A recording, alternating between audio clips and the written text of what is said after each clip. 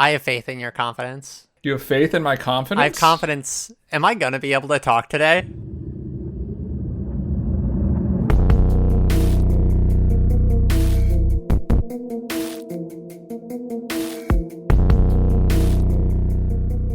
God, drugs are wild. Yeah, drugs will mess you up. Speaking of drugs. All right, y'all. Welcome back to the Long Lost Podcast. I'm Lyra. And I'm Lana. And this week, we're talking about Season 1, Episode 7. Drugs are bad. Is that what it's called? Season 1, Episode 7.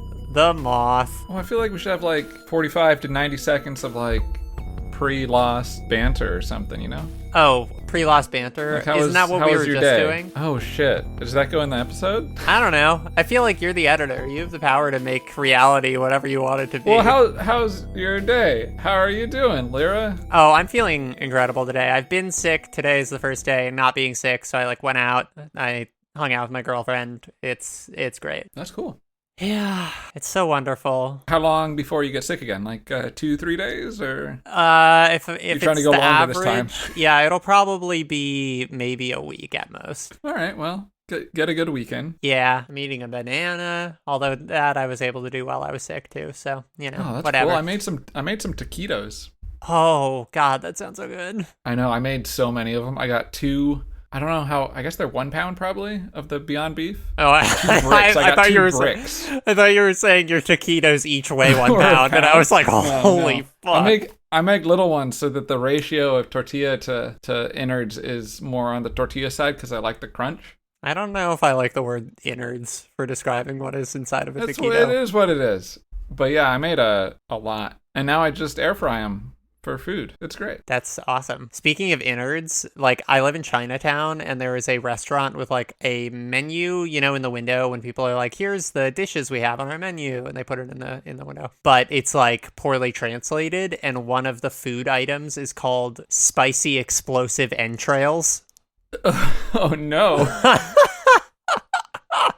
Which is like maybe the least appetizing way to describe something that you're supposed to eat. Yeah. Yeah. All right. Let's okay, was that enough pre-lost banter? Yeah, I think we're good. Lost episode 7, The Moth? No, Moth. It's not The Moth. Is it really? Yeah, it's called The Moth. Oh, I thought it was more poetical than that. Okay, The Moth. So it's The Moth, but you have to say it in kind of a poetical way. You have to go like, The Moth. I thought it was like moth to the flame or something. Who cares? Yeah, whatevs. Hit us with that synopsis. Wait. I'm sorry. I'm so sorry. I forgot. We're supposed to give our initial impressions. Previously on the Long Lost Podcast. Next episode, I'm feeling it. It's going to be a great one. We're going to fucking love it. Okay, initial impressions. Yeah, give me your top line, 1 sentence, thumbs up, thumbs down. Thumbs down on this one. For me, I don't watch that much TV, but I think this was probably the worst episode of TV I've seen in like 5 years. Okay, let's fucking get into this one. All right, The Moth. Okay, we open with Charlie laying down some sick tunes on the guitar, and boy, he's looking really worse for wear. Sweaty and circles under his eyes and all that shit. When Locke comes over and asks him to come with him on a hunting trip, we have a flashback to Charlie in the confession booth, asking for forgiveness after all the group sex that he's been having. He tells the priest that it's hard to stay away from temptation when he's in a rock band, and the priest is like, life is really a series of choices, to which Charlie declares, I've made my choice. I'm gonna leave the band. As he leaves the confession booth, he runs into his brother, another member of his band Drive Shaft, who drops the news that they just got signed, and there's a tour planned. Charlie's like, okay, I'll go on the tour, but only on the condition that if I say we're done, we're done. Back on the island, Charlie acts as bait for a boar trap that Locke has set up. As soon as the two catch a boar, Charlie demands for his drugs back, because remember at the end of the last episode, Locke got Charlie's drugs. Locke says he'll give Charlie 3 tries. If Charlie asks for his drugs 3 times, I'll get them back. But he also tells Charlie you need to make choices using more than instinct. Back on the beach, Saeed figures out a plan to triangulate the source of the French woman's signal using 3 different antennae. He gets Kate and Boone to help out. The 3 have to hike out to 3 different locations and, all at once, turn their radios on. There's some fireworks that were smuggled onto the plane, apparently, which Saeed says they should use as a signal to let each other know that they're in position. So they're gonna set the fireworks off at the same time and then turn their radio's on or whatever. Okay, Charlie returns to the caves. There, Hurley gives him his guitar, which he says Jack asked him to move because it was in the way or something. And then Charlie goes into the cave where Jack is to yell at him. But as he yells at Jack, like, you don't know me or whatever, the cave collapses. Oh no. Charlie just manages to escape, but Jack is trapped beneath the rocks. Another Charlie flashback to a concert where during a performance, Charlie looks shocked at his brother singing. After the show, he's like, hey, I'm supposed to sing that part of that song. And his brother is like, just be cool, man. And disappears into the green room with some babes and, drugs. Charlie runs to the beach. This is back in the island. Charlie runs to the beach to get help from people to dig Jack out of the cave. Boone, Michael, and Walt all go to help. Boone tells Shannon about the firing the firework and turning the antenna plan, which she maybe or maybe not understands. It's kind of unclear. Meanwhile, Michael takes charge of the rescue effort of Jack due to his years working in construction. Charlie goes back to Locke to ask once more for his drugs. Locke goes on a whole fucking sermon about a moth that's in a cocoon and how it needs to go through the process of fighting its way out or it won't be strong enough to survive. Now, back in a flashback, Charlie confronts his brother about his drug use and partying and stuff. His brother is like, whatever, man. I'm drive shaft. You can't even touch me. And Charlie is like, that's it. The band is over. And his brother is like, you can't even say that. Without the band, what do you even do? He storms out and Charlie weeps, and then notices his brother's stash. He looks at the drugs with tears in his eyes as the music gets super fucking ominous. Cut back to the rescue effort, and Charlie has returned to help out. There's a small tunnel that someone needs to go in to try and unpin Jack, who is like pinned under some rocks. Charlie volunteers, pointing out that the other people around him have others that they are trapped on the island with, but not him. He goes into the tunnel, and just as he reaches Jack, the opening to where the two are collapses, and they are both trapped in a tiny space between some rocks. There's one last flashback of Charlie visiting a very suburban house where we find his brother, presumably years later, now has a child, doesn't seem to be a rock musician, and just kind of chills in a cardigan and glasses now. Charlie says, hey, I got a revival tour set for the band, but it'll only happen if you come back. His brother basically tells him he won't, and also confronts Charlie that Charlie is a junkie now, and he needs to get clean. They both argue, and the last thing that Charlie says to his brother is, you were never there for me, before he takes off and gets on his plane, leaving Sydney. Dun dun dun. It's the plane that crashed. Back on the island, Charlie helps get Jack unstuck, fixes Jack's dislocated shoulder, and then says basically, sorry, I'm useless. Jack is like, bro, you're not useless. What are you even saying? Jack also can tell Charlie is in withdrawals, and asks him how long it's been, to which Charlie eventually fesses up that it's been a day and a half. He compares the little cave they're stuck in to a confessional when he realizes there's a moth in there with them. Charlie follows the moth to a patch of light, and boom, the two dig themselves free. Back with Saeed's triangulation plan, all three of the fireworks go off at the same time, and Saeed turns on the transceiver, being like, yes, it's working, about finding locating the source of the signal. But just as it seems like his plan is working perfectly, boom, he gets smacked unconscious by a big stick held by someone just out of frame. As everybody is sitting around the campfire where Locke is roasting a boar, Charlie goes and asks him for the third and final time for his drugs. Locke looks like disgusted with him and asks if he's sure, to which Charlie says, I made my choice. Locke gives him the little packet of drugs, which Charlie looks at, and then he tosses it into the fire. At that moment, a moth flits above them into the night sky, and Charlie looks on with tears in his eyes, smiling. Lost. Bleh. So, okay, there's also a lot I left out in this episode, because fucking, like, it feels like fucking nothing happens. That's one of my points, yeah. Simultaneous to, like, all this shit that I just said, it feels like nothing happens in this episode. Most of it revolves around Charlie's flashback, and then it's like everything else feels so fillery. It's like Charlie... God damn, I was so bored in this episode. Yeah, Jack gets stuck in a cave-in. Yeah, tell me. One thing happens, and it's the one storyline that got such little time that was actually okay this episode, for me at least. It's the Saeed radio thing. It involves Saeed, Kate, Boone, Shannon, and Sawyer. Yeah, I didn't even get into the Sawyer stuff at all, but... Which we'll talk about it. But that storyline was the one fucking thing in this episode where I was like, oh yeah, this show doesn't just totally suck. There's stuff here. Yeah. Apart from that, that's the only thing that happens this episode. That's the only thing that happens. Should we do you want to start on a positive note or end on a positive note? I usually like to end on a positive note, but I think for this episode, it's appropriate to get the positive out of the way, because there's so little of it. Yeah, because, like, there's stuff to talk about with the Charlie stuff, and reasons why it sucks aside from nothing happening. From just being a shitty episode of TV. Like, it's multifaceted, right? It's like, you made unentertaining TV, and it's problematic. Yeah, so let's talk about this thing that you liked.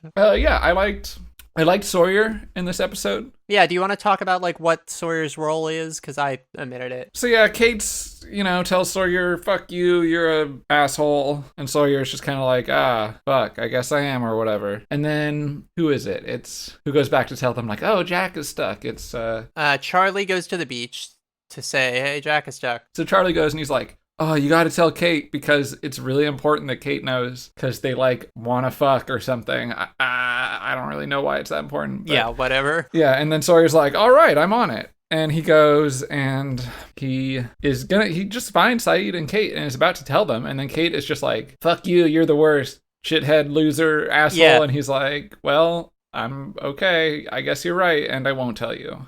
Yeah, he shows up basically being like, hey, I'm here to help. And Kate's like, you here to help? Like as if you're a piece of shit. And he's like, yep, I guess I guess I am. Yeah, like I guess you've really fulfilled that, whatever, by saying so. Yeah. And then he tells her later in a more hurtful way, I guess. Whatever. But I just found Sawyer charming. Honestly, he's very likable. He's a likable dude, even though he's an asshole and a bad person or whatever, but like I don't know, he's charming. Yeah, his performance is good. Yeah, I liked that he was starting to do the thing that I wanted from him where he's like actually helping the group. He doesn't end up doing it. Well, he does. He's helping the group, not for selfish reasons. I like that because it just makes his character more interesting than just I'm an asshole. Yeah. So there's that part. And then I liked that the other part of that is that Boone fucking sucks and is an idiot and decides that he is really, really needed at the cave-in. Yeah. For some reason. So he leaves the super important task to Shannon, which is a terrible idea. Mm-hmm. But she pulls through and does it, right? Yes. So I liked that whole thing. I don't mind that the character of Boone is a fucking idiot. Yeah, like, that seems pretty that's consistent. His character. Yeah. And he is. He's terrible. I like that Shannon and Sawyer both came through. That's what I really liked about that. I was like, cool. Like, the people who are supposed to be like the shitty ones you can't count on are the ones who actually came through. Kate fucking abandoned it, and Boone fucking abandoned it. Yeah. I felt so bad for Saeed. I was like, Saeed's the only motherfucker here who knows how to actually stick to a plan. Yeah, he like came up with this whole thing. He like knows the tech to like make this work, and he actually stuck through. Yeah. Yeah, and they just dip out on him. I was like, that sucks. But I liked that Sawyer and Shannon both got to come through for the team. I liked that a lot. Yeah, I like that they didn't make Shannon just suck and like fuck it up or something. Yeah, and she still kind of did it in a ditzy-ish kind of way. Like, she doesn't notice the firework going off. Somebody else who she's talking to is like, whoa, what's that? But yeah, like, fuck it, whatever, fine. She pulled through. That plot line also had... Well, it actually wasn't that plot line. Never mind. There was one joke in this episode that I thought was funny, which was like... Yeah, I'm done talking about that plot line. It was good. I liked it. And that's really all there's to say about it. So what was the joke? What did you think was funny? It was when basically there's a part on the beach, like Charlie shows up and he's like, everyone, we need help. Jack is trapped. And then like Michael has a thing where he's like, okay, I'm going to come help. He points at one of the extras and he's like, hey, Scott, come help. And Scott's like, I'm Steve. And then in the background, another guy's like, I'm Scott. And he's like, okay, Scott and Steve, or whatever. That was really funny, actually. Yeah, we're just like two of the hilarious extras. Like, even the protagonists don't know who the fucking extras are. They're like, yeah, it whatever. was very much like you don't know these people, audience. Neither does anybody who actually matters. They don't know them either. Yeah, so I thought that was great. That was pretty funny. There was another joke I liked when Charlie says he triggers like a second cave-in by yelling, "I'm a rock god." And then there's a cave-in of rocks. I thought that was really funny. I actually really like that. Oh my god, I didn't realize that was a bad pun. That's so fucking he's funny. like, I'm a rock god, and then all these rocks tumble down. That was great. That's inspired, actually. That's so fucking funny. Like, genuinely, like that, that was cool. Again, for me, that's the entire positiveness I have to say about this episode. There's some neutral stuff, but the rest of it, not positive. Yeah, let's do Michael Watch. Okay, Michael Watch. Not the worst, this episode. Yes, I like Michael getting to do a thing that isn't like being a shitty dad. It's like, okay, look, he has a skill that is helpful. I don't know if working in construction is going to make you understand caves. I don't know if that makes any fucking sense, but I don't think it does. Also, it wasn't... I don't think it does. Even if it did, it wasn't portrayed well. He like walks up to a cave wall, knocks on it, and goes, "This is a load-bearing wall." Yeah, and it's like, and I'm like, is that how caves work? I don't think it's the same kind of structure. So I think it was a very bad execution in terms of the script of this character point, but it's nice that he got something. Let's see, what else with Michael? He had no moments with Walt at all, except to say, "Don't stand there." That was his only interaction with Walt the whole time. So that hasn't improved, but it didn't get worse either. So sure, yeah, that's not bad. He had a moment where he corrected Hurley when Hurley said, like, "I don't speak Chinese" or something. Yeah. And Michael goes, "They're Korean." And I like that too. Like, it's a low bar, right? Yes. To congratulate somebody for correcting somebody on an issue like that. It's not a high bar, but I like that he did it. Same. Right now that it's at a point with like him and Sun where it's like, oh, he knows that she speaks English, and they exchange kind of some like knowing looks, but nothing really like happens with that. I thought they were weirdly placed knowing looks because it didn't feel like it was in direct reference to like anything except, I know you speak English, I guess, but yeah. Yes, I agree. They felt kind of just non-focused in a weird way. Right. Because it seems like there's some way that could be used for drama, and it feels like it's not. They didn't really know what to do with it. I mean, this episode, I think, could kind of be summed up with like, they didn't really know what to do with this one. They had no idea what they were doing in this episode. It feels very fillery. It's like... For sure. Old school TV, there's like 25 episodes in a season or whatever, and it's like a serialized drama. So sometimes they're like, okay, some bullshit needs to happen. I guess Jack gets trapped in a cave. No, I'm telling you, the side thing is the only thing that happened. That was the one event this episode. It kind of is. It's like... Because Jack gets stuck in a cave, gets his shoulder dislocated, but he gets his shoulder, mostly fixed, and he gets out of the cave. Mm-hmm. It's fucking stupid. I also just, on the Michael thing, just real quick, I want to point out, there's not much to talk about this here, but I think it's worth pointing out that Hurley being like, "We don't speak Chinese" or whatever. At this point, Hurley has been told, and collectively it's been a thing, that they are Korean. Yeah. And Hurley saying that is not as aggressively racist as Sawyer has been. Yeah. But it is racist. It is racist. Period. Yeah. Yes. It just is. There's no cutting around that. Yeah. It's not like, oh, it's the first day they crashed and there's people speaking a foreign language that he doesn't understand, and he, makes that mistake or whatever. Yeah. And I think that it's important to recognize that you don't have to be like, "Fuck you," whatever, to be racist. Like, that was racist. Yes, it's really good to point out. So I guess it's a knock on Hurley, I guess. Yeah, who's normally a chill bro. Yeah. All right, where do you want to start it on this shit?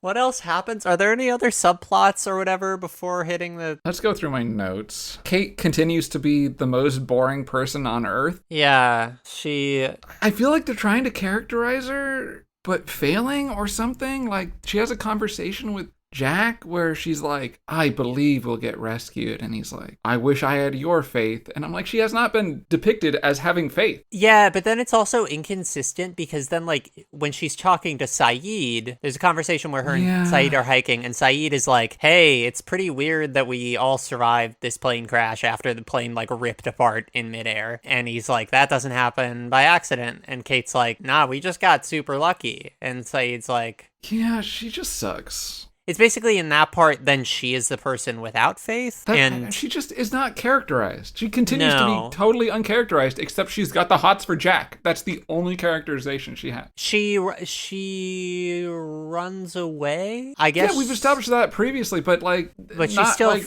yeah. That's not even a. No, I mean, She's so nothing. yeah, I mean, I agree. Yeah, she is. She like, continues not... to be so nothing, and then she'll do stuff as though she has a character that exists, but doesn't have the backing of it. So, she'll go after Sawyer being like, you're a selfish prick who's only out for himself. But we've seen in her backstory that's she kind of boils down to being out for herself and running away from obligations to others also. Right. Like, she doesn't have...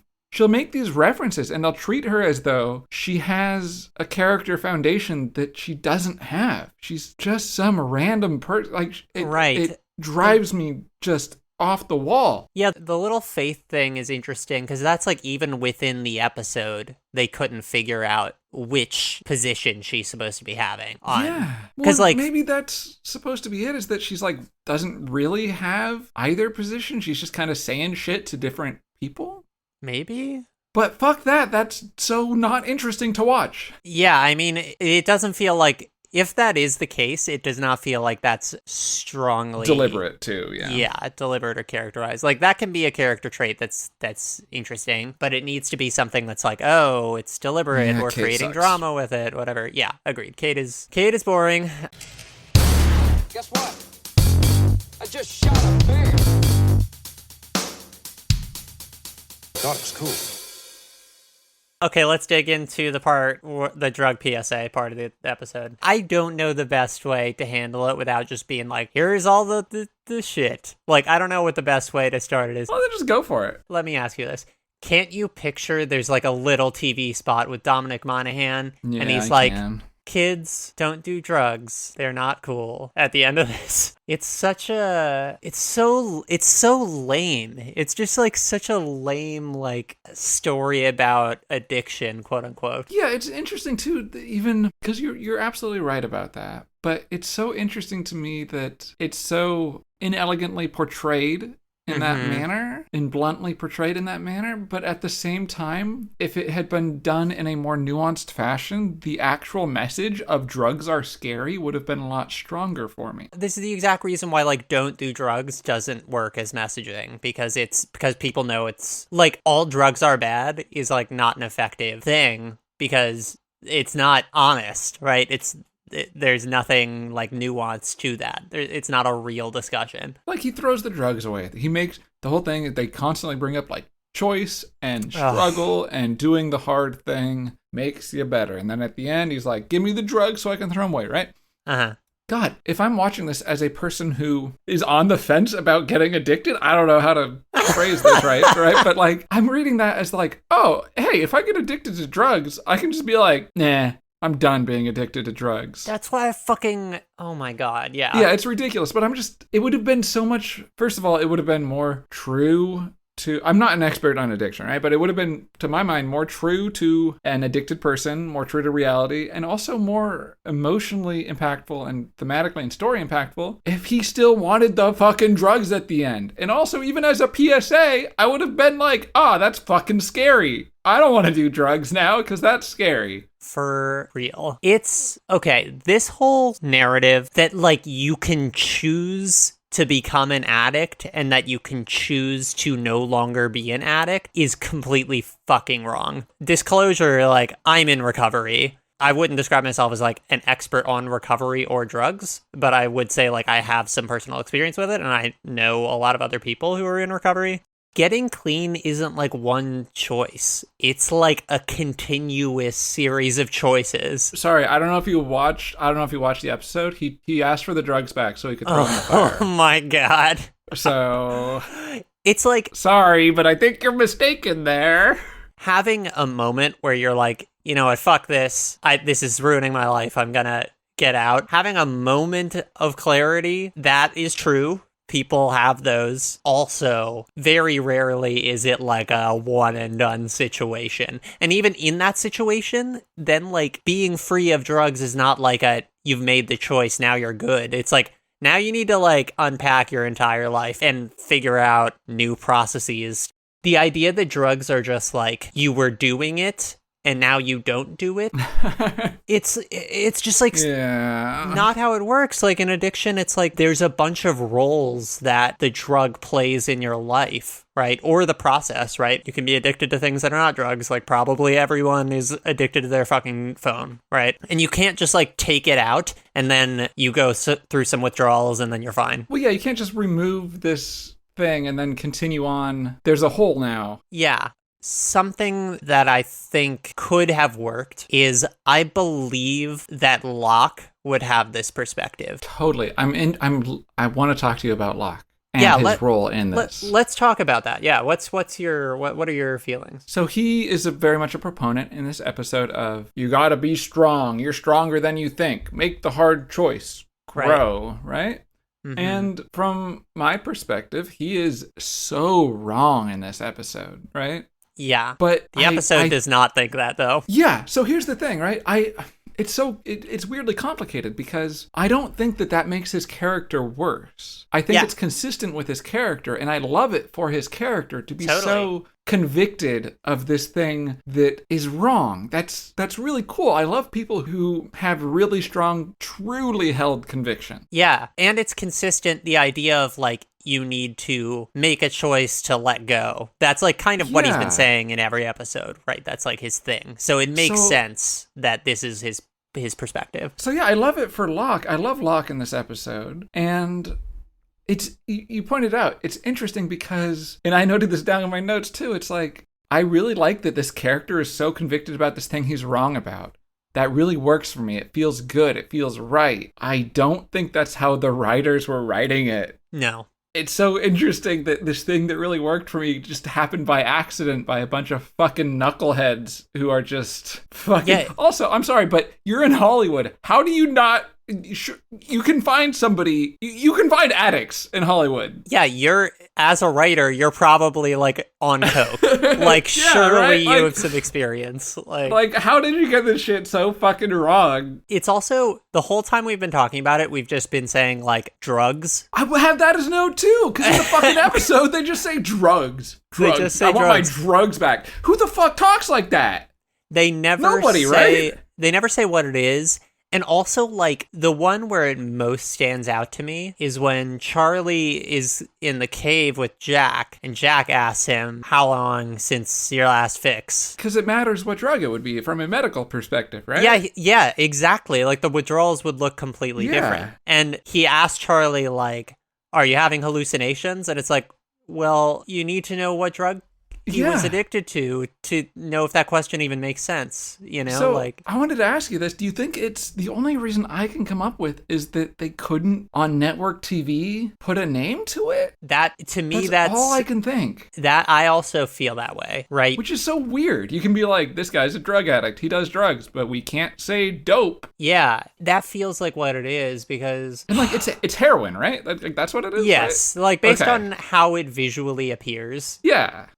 It seems like it's how many heroin users go around saying, give me my drugs, I want my drugs? Yeah, I would like my drugs back. What the fuck? It's so stupid. It's so weird. Like, I don't... And, like, I don't call it heroin. To me, this is another thing. You talk about the PSA aspect of it. Uh-huh. Heroin is fucking terrifying to me, right? Right. Quote unquote, drugs is not. Like... Yeah. But it's like the PSA God. element works better. It's a good point. I mean, it doesn't actually work better, but they want sure to apply that's part it of to, it, right? Yeah. It's God not. Damn. It's not God just. Fucking damn it. don't do This heroin. episode sucks so much. Yeah, it's really not a good one. All right, so Locke had a good episode on accident. Wait, hold on. One more thing on the like what drugs it is. I do think it's really funny that he throws the drugs into the fire that everybody's like sitting near. Yeah, I thought that too. I was like, we're having a fucking party tonight. Like, yeah, I guess that pork is gonna have a little special sauce on it. oh man. Sorry, what were you saying about Locke? Talked about Locke's role in it, which I think is interesting to talk about. Yeah, and I guess like for context about why it seems like the show does not think that Locke is in the wrong, is really the way that it's framed at the end is that Charlie has now freed himself. It's that he took Locke's path.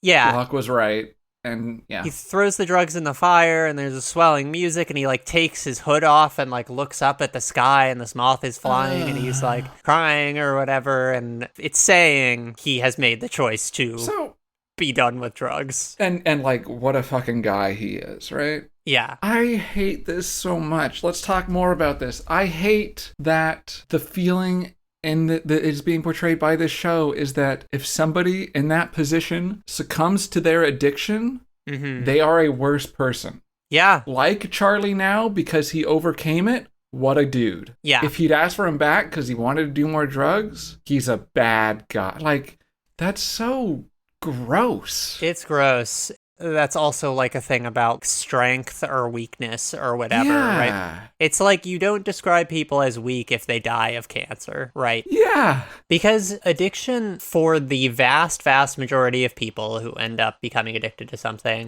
it is a lifetime chronic illness. Even people who have been off of whatever their drug of choice, or if they're sober or whatever, even if they've been off of it for like 20 years, it's still a like constant thing that is it's part, like part of their life. Yeah. That you're still continuing to treat and deal with it. This is also why like being real about addiction is going to be a lot better of a fucking PSA, because it's like, no, that is going to be your whole life, is like dealing with it. And I imagine if you're doing the PSA thing, and you brought it up too, right? Of the moment of clarity, right? Yeah. You get somebody who's like, IRL is like, fuck the drugs. I don't want drugs anymore. Throws in the fire. You can't tell this person, thumbs up, you did it. Yeah. Because they're going to go get more drugs tomorrow. Yes. Let them know that it's going to be like they need to do other things to, yeah. Yeah. It's like in the fiction of the show, it's like, I guess that's the only thing Charlie could do at this stage because there's no more drugs, right? Let's talk about that too. That there's no more drugs. The part that he, makes a choice about or whatever to throw the drugs into the fire is actually the only part of recovery that he has no choice over. Like, he is not going to have access to drugs. Yeah, right? He just decided to do barely less drugs. Yeah, and that's like not the part that's hard. Like, there's a reason why people why relapse is a part of addiction. And it's because, like, the part that's hard is the staying clean. Like... Yeah, exactly. Well, it's like, so I don't have any addictions that I'm aware of. And... Addicted to this podcast. Oh, yeah. Oh, yeah. This is an intervention. I've had the moment of clarity. I'm just like, I've got depression, right? Yeah. So I've had the moment of clarity. Mm-hmm. You know what? Tomorrow, I'm going to clean all my stuff up and be super productive and blah, blah, blah, right? Yeah. And then tomorrow you find yourself just with a bag of pretzels watching Star Trek, right? So it's like, I can totally relate to that too. And it's like, you're right about, he doesn't have a choice. He's out of drugs. So this whole thing with Locke too, it's like, you could have the same thing where he's going through withdrawals. He's struggling, all of this, while he still wanted the drugs and did all the drugs. Yeah. It would have felt so much better to see a struggling character. This is part of it too. It's like you can have characters who struggle. That's good. Totally. He can do the drugs because they're going to run out and he's going to get clean by default. Yeah, it also, like, there is no lingering on the moments of deliberation for him. They're not even that specific about why he uses. It's just vaguely like... Let's talk about that. Holy fuck, I want to talk about that so much. Yeah, right? so I guess, should we talk about, like, how... I want to talk specifically about the flashback where his brother's a dick. Yeah. It's, okay. Oof. Let's get into it, yeah. Oh, boy. Oh, my head is exploding. All right, so I want to talk about the flashbacks broadly. I'm going to narrow it down right now, though. His brother's being a dick. His brother runs off. He sees the drugs, and he sits down with the drugs in front of him.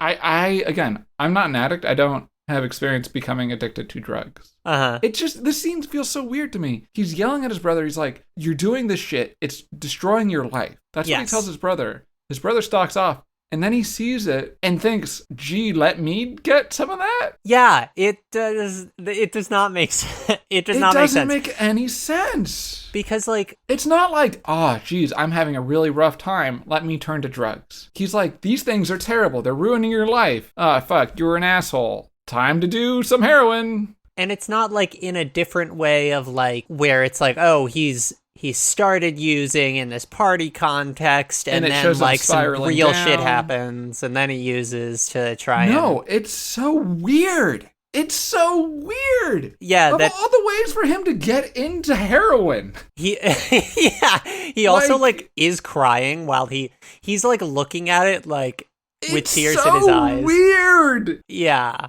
because like, there's so many ways that make sense for you to get into heroin. Like, yes, it's really appealing. This also frames it like he chose to get addicted, right? Yeah. This is like the opposite side of the choice, where it's like, it's so bad. Yeah, it's not like, oh, he's deciding to, like, he's having this one choice of using it this one time. It frames it like, this is him choosing to be like, I guess I'll just be a heroin addict now. I'm a junkie now. It also it makes it harder for the audience, from my perspective, to relate to this character, because it doesn't depict it as something that you could relate to, right? Yeah. I'm going to do it one last time, probably, because I'm done with my rewatch, but The fucking Wire, right?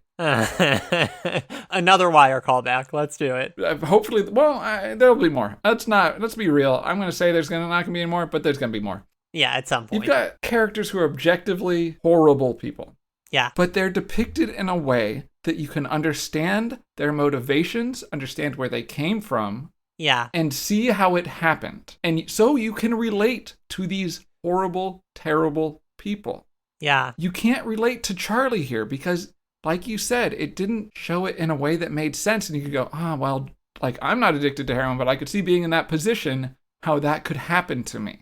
Right. It doesn't do that. So for me, you feel so removed from this character in that way, and it just feels bad. It also makes it, again, moralistically, makes it feel like the writers are saying, hey, audience, you're good people. This person, bad person, chose to be addicted. Yeah. It's again portraying addicts as people who are morally worse than not. Yeah. It's just gross and icky. Yeah, it also, like, gets a lot of people killed because it means there's a stigma, for people who are addicted, that it's harder to seek help, right? Because they're afraid of, like, the moral repercussions of it. And it's also just dumb. Like, aside yeah, it's also just wrong. It's just stupid.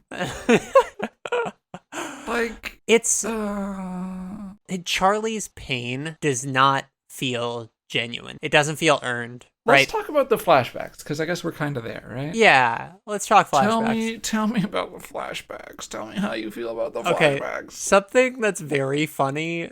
This is, again, about, like, how this episode writes about addiction and people who, like, do drugs, is that at the beginning, Charlie, when he's, like, a Catholic boy, he wears, like, a sweater and he wears like a corduroy jacket and a fucking scarf, and he's looking like a good British lad. He's a good upstanding gentleman. Yeah, and his brother's like, oh, he's like grimy, he's got grease in his hair and shit.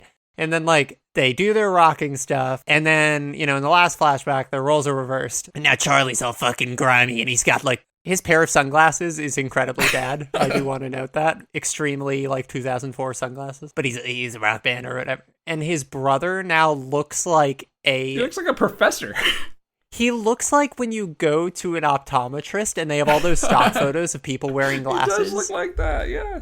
He looks exactly like that. He's got like a fucking cardigan or a sweater vest or something. I think it is a sweater vest, and he's wearing, his glasses are like the most like bland, just like 2004 square frames. Yeah, like, I mean, it's just another right of the, good person no drugs. Bad person, drugs. Yeah, and also it's No like CEO would ever do drugs, right? No teacher would ever do drugs. No politician would ever do drugs. Yeah, it's also like, God, it's so ridiculous. His brother also does not react with any kind of like empathy, because like supposedly his brother, yeah, is in recovery, right? He should know what Charlie's going through, yeah. Yeah, but instead he's like, man, you're on that stuff. Like, it's like, what? He's I mean, it's true. I do like that he wasn't just like, fuck you, get out of it. He was like, stay with me and my wife, presumably wife, for like a few weeks or whatever, and like, we'll get in a program. At least he did that much. That's something. He offers that. That is like a nice offer, Yeah. but it does not feel like it's coming from somebody Who's been there.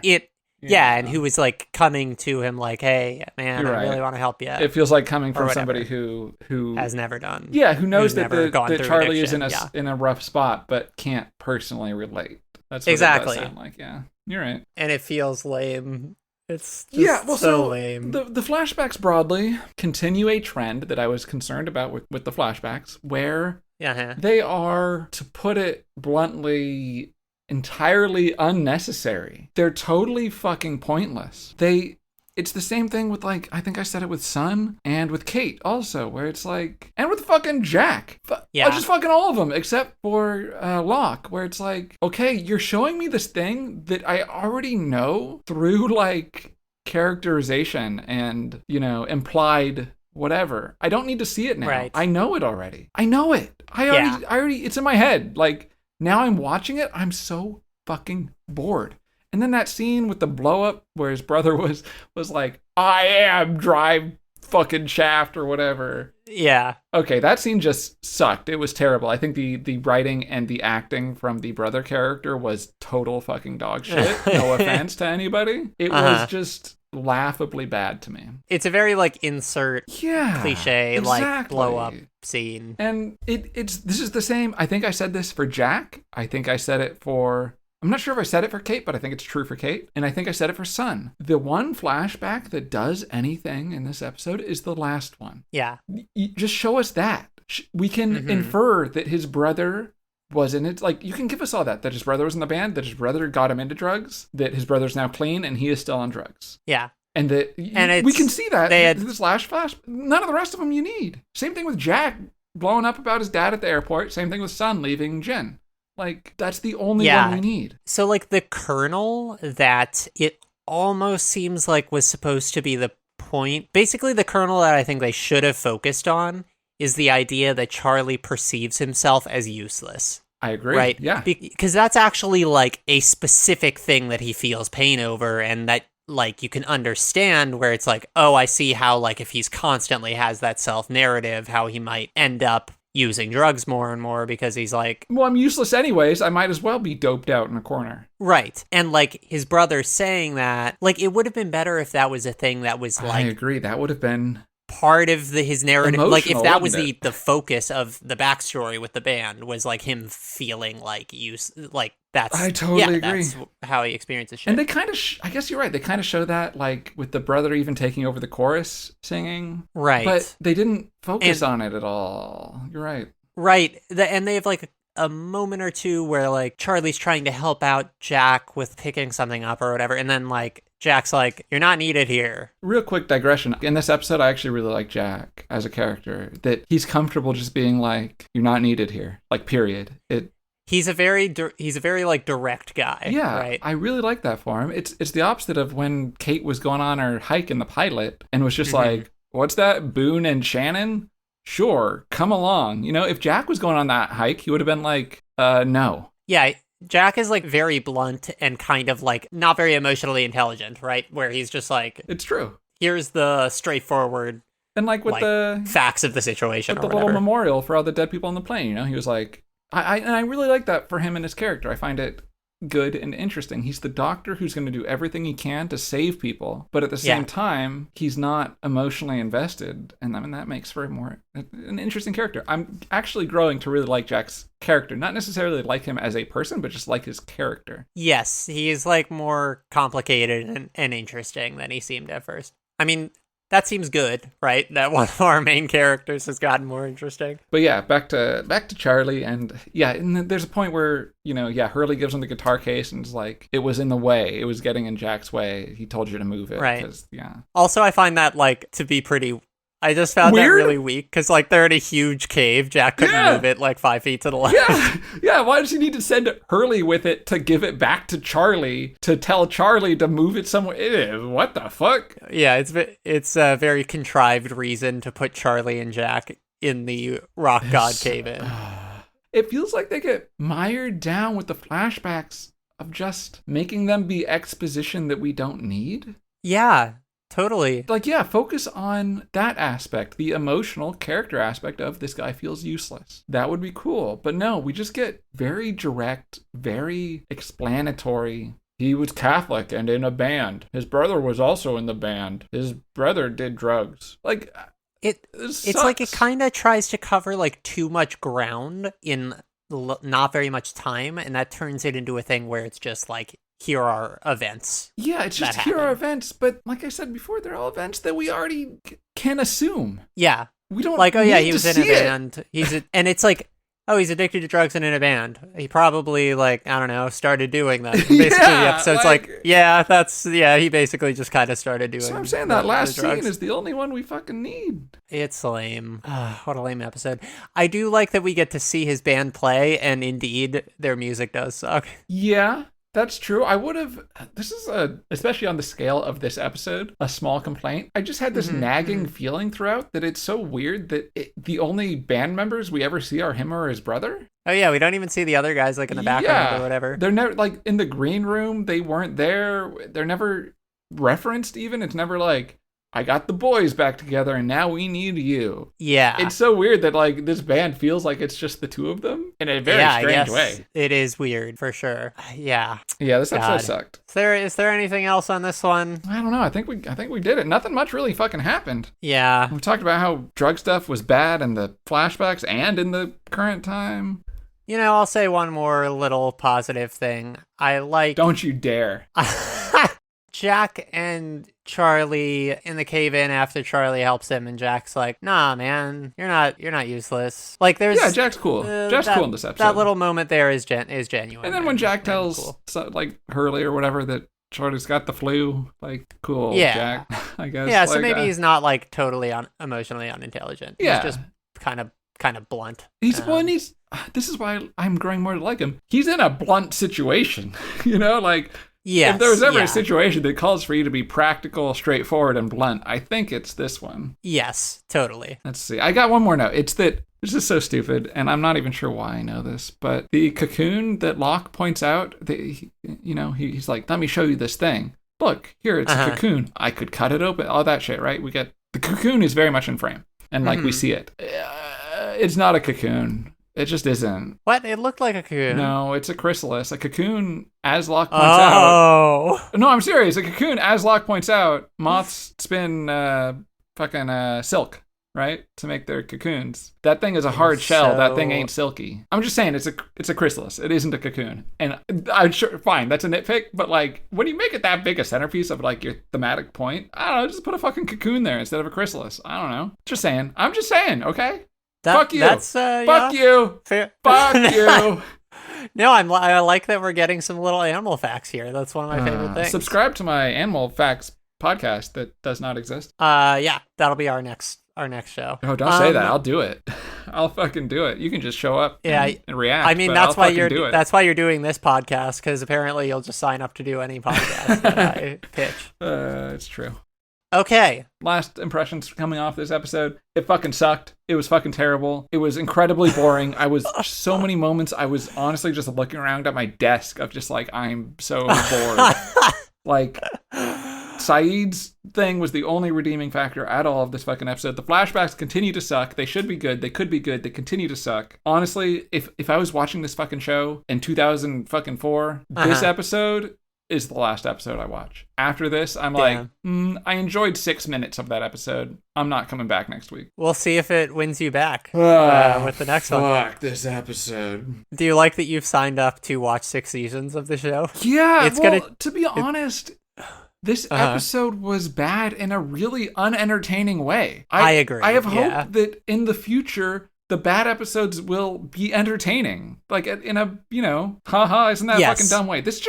I was so fucking bored. Yeah, this episode was really lackluster and shitty in the way it depicts addiction. And it's frustrating that it feels like there's stuff there that they could have made really compelling. Like with the fact that Locke has this perspective, like if they put that in conversation with like a different character maybe who like has a different perspective have him on be how challenged on it. Yeah, and then like maybe from like Jack who like has a different perspective is a fucking on doctor recovery. Yeah. And then they might have different takes. I don't know. Well, and then you don't need to have him cave in on it. Just have him continue to be wrong really strongly. Like, that's cool. I like that. Like, yeah. You don't even, but... Maybe rather than having Jack getting trapped in a cave for, like, no fucking reason, have him, like, part of, like, an interesting triangular character philosophical drama, you know? What the fuck is up with... Kate is boring, and she's just like, why does she care that much about Jack? We don't even know. Is it just that she wants to fuck Jack? What if we haven't seen fucking any... What is this shit? Yeah, she's just like in love with him, I guess. Like after a week. Fuck? It's pretty weird. It's also like it's interesting that he does not seem to feel the same way about her. Like it seems like she's always the one coming onto him or like coming to him with information. Yeah, you were and talking stuff. about the thing too. I don't know which episode, but when she was like, "Are you checking me out?" and he was just like, "Nah." I was thinking about a cave. Yeah. I'm like, fuck yeah, Jack, you go, my guy. Yeah, that was pretty good that he was just like, nope. God damn it. Can we... Oh, fuck. I just want Kate to not be in the show anymore. Holy shit. I have disappointing news for you. What else? Yeah, this episode... Here's another thing. I really want them to not use, like, boilerplate movie plots and cram them into 20 minutes and make that the flashback. Again, this is a point where it's like, yeah, it could have been more interesting. They could have done it. I have faith, you know? I think the part of this that they're being held back by, one, their own artistic, creative competency and vision. Sure. And two, their faith in the audience. I've been really annoyed about their lack of faith in the audience in the past, but we haven't talked about it in relation to these flashbacks. And I think part of the reason that, I talked about it with Sun, we can assume everything about that relationship already, and then we can see more interesting things, but we need to be shown it. I feel like they don't trust everything that you and I assume about Charlie going into this episode. They don't seem to trust their audience to assume, or not even to assume, but to catch up on if they start showing, like if they showed that last flashback first or whatever, just on its own. It doesn't seem like they trust their audience to pick up on what's going on. To like fill in the back. Yeah, and that's really, I think it's that's holding them back, and just the fact that maybe they aren't very interesting artists. But also that like, they're tied into doing this just huge amount of exposition because they feel like their audience needs it. And that is disappointing. Yeah, it's a bummer. Why are you out here? Think I'm going crazy. Why are you out here? Think I'm going crazy. Why are you out here? Think I'm going crazy. Crazy people don't know they're going. Think I'm going crazy. Are we all good on this episode? I think we covered everything. I don't think I got anything left to say about it. No, I think we're good. So there's two more things. One is, we always ask, what are we looking forward to? What are we hoping for next time? Whatever. Also, between last episode and this one, I have read an article or two. Oh, this is a good episode to have this discussion on. Yes, regarding some of the questions that we brought up last time regarding like the show's depiction of Korean people. Do we want to talk about that? Do we want to do that? Yeah. And then do our what are we looking forward to thing? Yeah, fuck it. Let's go. We can have long episodes. Right. We got no episode length limit. We're not a corporate chills that are... do corporate chills have to make specifically length episodes? Is that a thing I can say? We're fucking podcast rebels out here doing whatever we want. We're gonna have a 6-hour episode in the future. You're being really quiet.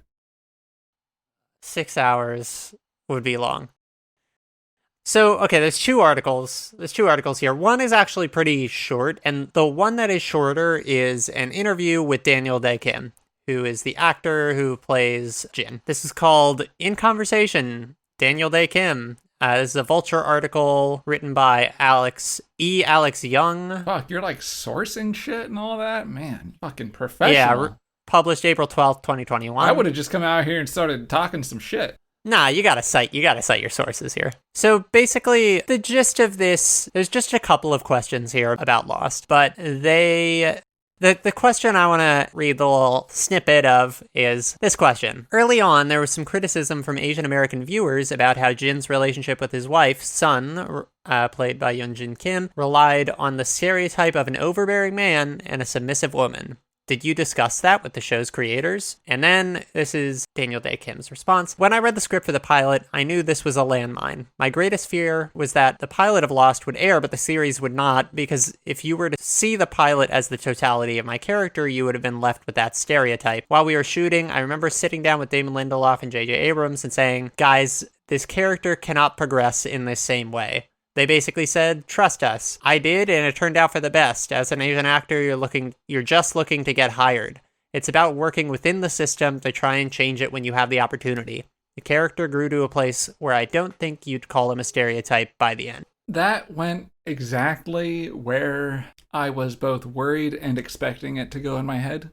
Which is basically... I find it really interesting because I was thinking this. I find it really cool in a way and interesting that he directly, explicitly stated it, that as an Asian American actor, you're looking for work. Yeah. You want to be hired to be paid money. Yeah, to live. Yeah, and that as an Asian American actor, and we're starting to gradually get better, about this, but as an Asian American actor, you don't get the role of Johnny in The Office, right? Right. You get the role of Asian guy in The Office. A generic random person. It applies to other things too, but specifically Asian American actors. It applies to, trans people, queer people, brown people, like whatever, right? That your role is always going to be, especially in 2004, about... Yeah, especially in 2004. Your race and how you look. Right. It's not going to be... Like, Jack was never going to be an Asian guy. Yeah. Look at Jack. There's no reason he couldn't have been Asian. It would have changed his story. Not at all, but it's never going to happen. So I find it really cool that he said that out loud. And also that he brought up, you're looking to get in the door because that's where you can hopefully make some change. Like, I think that's really... I didn't honestly expect him to be that direct about it. Yeah, he's pretty upfront about it. This interview is also 15 years on or whatever. Yeah, but I still think it's cool that he was that direct about it. I am curious to see how his character progresses and if I agree with the assessment that JJ and Lyndall Dix can be trusted, but damn, we'll see. You fucking got him. I know, fucking got him. Fucking nailed that dude. You're really on fire right He's now. gonna be fucking crying in his fucking basement. Just, I'm sorry. That guy wrote this episode, and this episode fucking sucked. It was dog shit. So... Well, I have some more things to say about Lindelof keep going. in a moment. So, okay, so this interview, there's a couple of other questions, then it talks about other shows and stuff. Obviously, if you care about spoilers, I would not Wait, I care about spoilers. recommend reading it. Oh, okay. Yeah, you should not read it. That also is going to apply to this other article. But, if you don't care about that, it's an interesting interview. And there's some other stuff that seems interesting. It seems like there was kind of a lot put on Kim as well as like the other actors of color to sort of like pull up slack where there was like... God, doesn't that suck? Basically, it seemed like they had a lot of stuff to do. I will say that there's a question where basically Kim says, okay, there was Monica Macer and then one Korean American woman named Christina Kim who are Korean writers in the room. So it does seem like there were Korean writers. That fucking sucks so much still, though, that it's you hire an actor to portray a character and you give them the script that they are to memorize and portray, and then you're also relying on them to be the fucking advocate and voice for their fucking race. Yeah, it's like a lot to put on a It's person, not their right? fucking job role. Yeah. I'm sure you can relate too, but in terms of just like, honestly, this one doesn't bother me that much because I'm happy to talk about whatever and try to normalize shit. Like, it does not bother me, but I know a lot of trans people who get really bothered by the fact that anybody who knows them is just like, I'm not going to educate myself on anything. I'll just ask you to speak for your entire community, and that can get really old. Yeah, because obviously everybody... Well, one, it's very fucking exhausting that you're responsible for... experience gets boiled down to that, and also, like, everybody has a different experience when it comes to things, and There's a bunch of reasons why. It's But very in a professional exhausting. setting, you really shouldn't be putting a fucking actor in that position because, like, there's so many other avenues for you to learn things and be Yes. better than asking your actor. Blah, blah, blah. Yeah, before it gets down the pipe all the way to them or whatever. Yeah. Speaking of, you want me to tell you about this other article that is pretty interesting that I read? Yeah, sounds like a great time. All right. This is from a Vanity Fair article by Oh, Maureen VF. Ryan, Yeah. published on May 30th, 2023. Oh. The title of the article is Lost Illusions, the Untold Story of the Hit Show's Poisonous Culture. All right. So this article is also an excerpt from the book Burn It Down, which is by Maureen Ryan, which I think the book is entirely about the show. I could be wrong. Let's see, Power, Complicity, and a Cult. No, so okay, it's more broad. It's about change in Hollywood, etc. I read books. I would totally read that book, but I can't. Yeah. But you can't because of Lost spoilers. in it. Remind me when we finish this podcast to read that book, because Yeah. So this article is really great. I recommend, if you don't care about spoilers, there are spoilers in it, but if you don't care about them, feel free to read it. Basically, it talks about how the writing room for Lost was not only extremely toxic, it was like exceptionally toxic for writing rooms at the time. so like take toxic and then square it, basically. Yeah, it was very like well known that Oh. you had to tolerate like sexist and Oh. racist jokes as part of it. And I say jokes with humongous quotes. I was gonna point out, like, how often. Yeah, it's a joke. Yeah, this is digression, right? But like, there's once in every 3,000 of them, there is a potentially offensive joke regarding race that is clever and somewhat amusing, right? Uh-huh. But I will say typically it's going to be told by someone of that race. yeah, right? It's not the most offensive thing about racist jokes, but Uh-huh. it makes it worse that they are offensive, that they aren't fucking funny. You're not going through them despite the offensiveness to get to this really funny nugget. No, they're not fucking funny. Yeah, because mostly it's just like, this is a racist thing. Yeah. And it's like that's supposed to be the joke. It's like, but what? Okay, go on. Okay, so the part of this that is relevant, because there's a lot in this, because it has to do with both the writing room and with how the characters of color are treated, and the actors of color. So, okay, Harold Perrineau is the actor who plays Michael. Before the start of the show, he had kind of the biggest career of the actors. Yeah, like he had been in both of the Matrix sequels at Okay. this point. He had also been in, oh, I forget, but there was another movie that he was in. So it's like, okay, so these are some actual roles. And apparently, you know, the way that he describes it, the studio was very like excited to get him on. Yeah. Right? There's some really telling quotes here, but a lot of them I cannot talk about because the context of them has to do with things that have not yet happened in the show. So we're gonna have to like come back to this interview, Oh yeah, or we can add it the to- quotes from we him. can have a post-episode Michael watch. Fucking, what was his name again? The actor? Harold Perrineau. Harold. We can have a fucking Michael watch, and then we can have a Harold's Odyssey watch also. Poor guy. I mean, the very first thing you realize is like, oh, he is a black man who's an absentee father, and that's fucked up. And obviously, the actor, a black man, is like, yeah, that's fucked up. And he constantly has to bring this up to the writers and basically describes it as like he has to weigh the risks of like talking to bosses about this stuff. His quote here, anytime you mention race, everybody their hair gets on fire and they're like, I'm not racist. Yeah, and he wants to remain employed and employable in the future in a very small community where word might get out this guy is a troublemaker. Okay, Lindelof was like kind of one of the head writers, right? Starting in the second season, there's another guy named Hughes who gets brought in. He's like Lindelof's old boss, who Lindelof brings in because he's like, oh shit, I'm like in charge of this show and I need like help from somebody who's been in the industry I longer. need help from my older white man mentor. Those two created a culture that was extremely like I said, like bullying is like part of this. Here's a quote from the article. However, even for experienced professionals, what occurred at Lost crossed or obliterated most lines, and this is saying lines of acceptable behavior, right? The paragraph before is saying, most people I've spoken to who are in film and television, they're used to off-color humor, barbed banter, incisive, even stinging comments in writing room. That's part of the culture, right? And then it's saying, however, even for experienced professionals, what occurred at Lost crossed or obliterated most lines.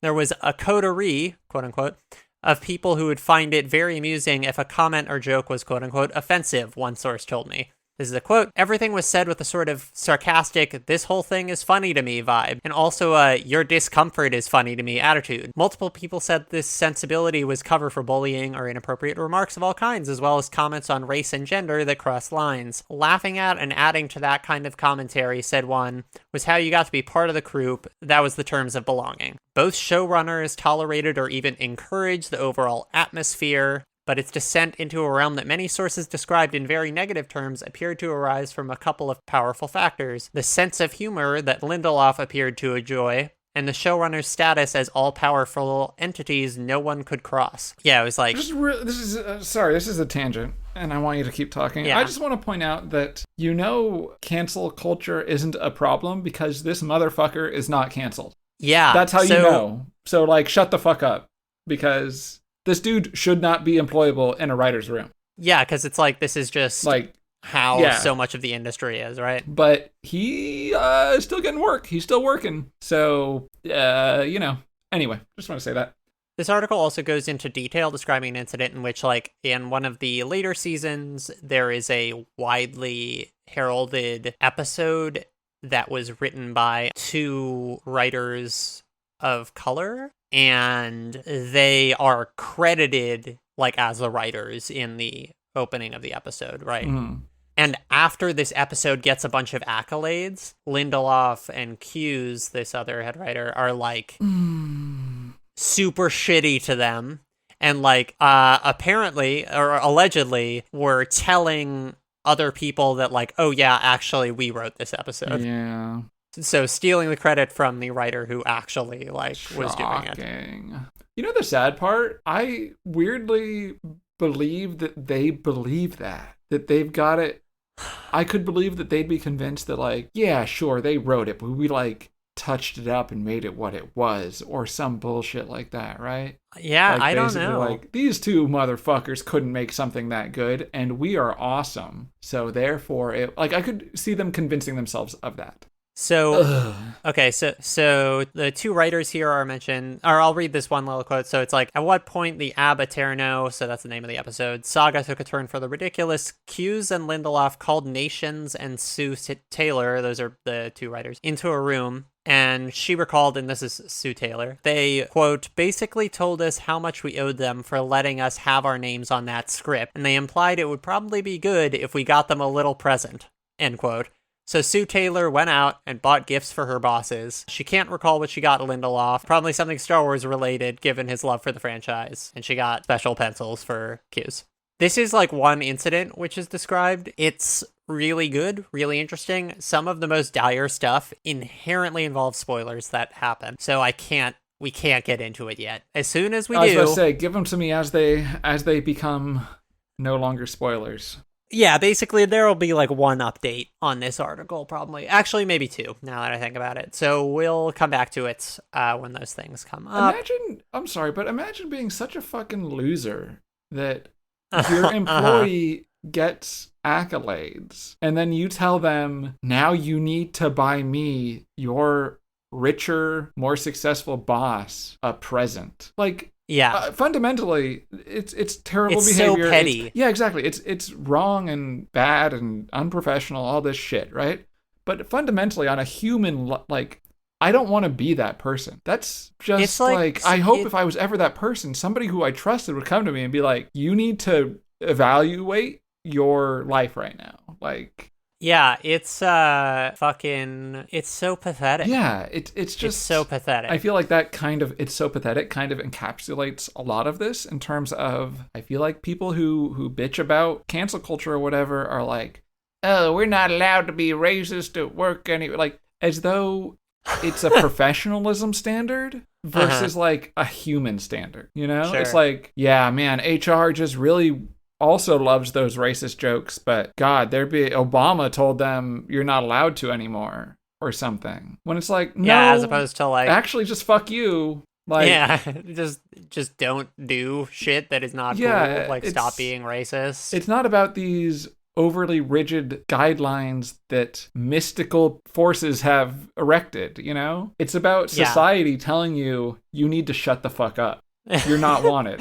Fucking for real. So then I'll say, at the end of this article, the author actually like interviews Lindelof and Ooh. confronts him about this stuff because apparently the two of them know each other. And for what it's worth, Lindelof does not say that. He's basically like, yeah, that stuff sucked and I sucked. Like that's basically what he says. It also seems like he has a lot of sort of genuine shock because he's like, wow, I don't remember some of these things. But he also doesn't disown them. He's like explicitly like, I don't remember doing that, but it's definitely stuff I would have done. yeah, he's explicitly like, I don't remember that happening. I do believe it happened. Yeah, I don't remember it because it didn't stand out because it was how I Exactly. acted all the fucking time. Yeah. So, I don't give a fuck. Fuck that guy. do what you want with that. That is his sort of response. The other guy, Hughes, was basically like, he was like, nah, none of that shit happened. God damn. It's fucked up to say that about me. So, hey, there you go. I do recommend it if you're somebody who doesn't care about some spoilers. It's a really good piece. Cheery. Jerry. Was it a dinosaur? Wasn't a dinosaur. Was it a dinosaur? Wasn't a dinosaur. Was it a dinosaur? Wasn't a dinosaur. Was it a dinosaur? Wasn't a dinosaur. All right. What are we looking forward to next time? Do you want to know who the flashback character is? Sure, hit me with it. Also, the title. What are we at? Lost Season 1, Episode 8. Lost Season 1, Episode 8. Confidence Man. Ooh, This one. it's going to be Sawyer. It is a Sawyer episode. It would have been so cool if it was Hurley. Like, that would have been so much better, in my opinion. If it turns out Hurley is just a fucking con man and is just playing the affable goof. That would be fucking incredible. What a turn. Okay, I'm looking forward to better flashbacks, please. I'm also looking forward to, why did somebody knock out Saeed? Is that gonna be cool and interesting? Maybe like something will fucking happen. We didn't even talk about that. Like, who could it be? Yeah, I guess we'll find out. Yeah, I'm just looking forward to the next episode having things that happen in it, please. That's what I would like. Yeah. What about you? Did you already say I already things? said so. I just said looking forward to it not being so shit. Yeah, just being better, just being fine and not total garbage would be great. Damn, way to end this episode on a bummer, by the The way. whole episode was a fucking bummer. That's true. Yeah, this was a bummer of an episode. I'm looking forward to next time having some fun stuff to talk about. Maybe something lighthearted. This was an episode that was bad and also somewhat heavy, I suppose. Yeah, we did some stone cold bummers. Ooh. Yeah. All right. So I want to thank David Reese. I would like to thank the listeners bearing with us through this episode that kind of sucked. I hope the discussion was more interesting than the episode itself. Yeah. Okay. Well, you gotta do the socials thing. Socials. I still need to get them up, but we are the Long Lost Podcast on. Is that what we are on Patreon? This is not coming out for another how the fuck long? 5 weeks? Oh Christ! This Damn. shit ain't coming out for a month. That's so wild. We're yeah. You can follow us on TikTok, Maybe. Instagram, Maybe. at the Long Lost Pod. Uh-huh. We might be on Patreon by the time you hear this. Oh yeah. At There's not really. Yeah. the Long Lost Podcast. Also YouTube at the Long Lost Pod. Yep. You can email us if you would like to tell us hurtful things at the Long Lost Podcast at gmail.com. Oh yeah, Lana, you should also not check the email if we start receiving I know. I was emails thinking because about there that. might be spoilers. So Yeah. don't even bother sending What- the spoilers because I'm gonna put all that shit on Yeah, I there. guess That's all on you. Yeah. Oh my God, so much. All right, we're here. We did it. Come back next week and hopefully listen to us talk about a better episode. Good episode. Fingers crossed. Let's fucking do it. All right. Bye. See you next week. Bye.